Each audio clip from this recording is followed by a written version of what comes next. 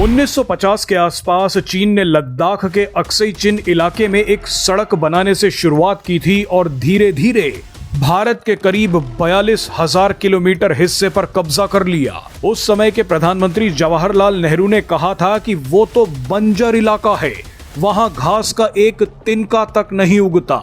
लेकिन अब भारत ने इसी लद्दाख में दो होश उड़ा देने वाले चमत्कार कर दिखाए हैं। जवाहरलाल नेहरू ने लद्दाख की जिस जमीन को बंजर कहा था, अब उसी जमीन के 800 किलोमीटर इलाके में घास उगाई जा रही है।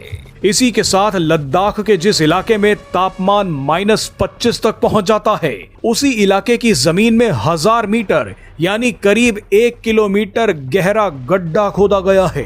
इस गड्ढे से जो निकला है उसे देखकर आपके होश उड़ जाएंगे। सबसे पहले बात इसी गड्ढे की करते हैं, उसके बाद आपको बताएंगे कि भारत लद्दाख के 800 किलोमीटर इलाके में घास क्यों उगा रहा है। भारत की सरकारी कंपनी ONGC ने लद्दाख की पूगा घाटी में 1000 मीटर की गहराई पर एक जियोथर्मल कुआं यानी भूतापीय कुआं सफलतापूर्वक ड्रिल कर लिया है। आप सोचकर देखिए कि 4400 मीटर से अधिक ऊंचाई वाले इस बर्फीले इलाके में भारत ने खुदाई करके जमीन के गर्भ से उबलता हुआ पानी और भाप निकाल ली है।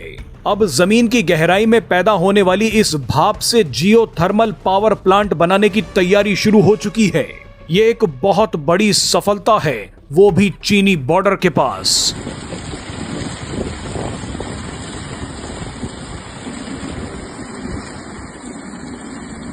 हम आपको बता दें कि ये भारत का सबसे गहरा जियोथर्मल कुआं है और इसी के साथ भारत का पहला जियोथर्मल पावर प्लांट बनने जा रहा है।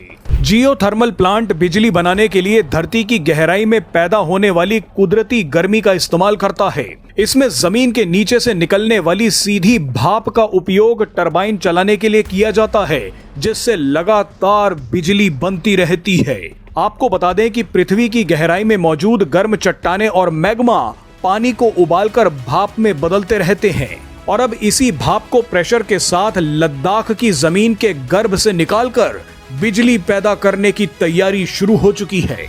वैज्ञानिक इन गर्म जल भंडारों तक पहुंचने के लिए जमीन में गहरे कुएं खोदते हैं। ऐसा ही कुआं सफलतापूर्वक लद्दाख में खोद लिया गया है।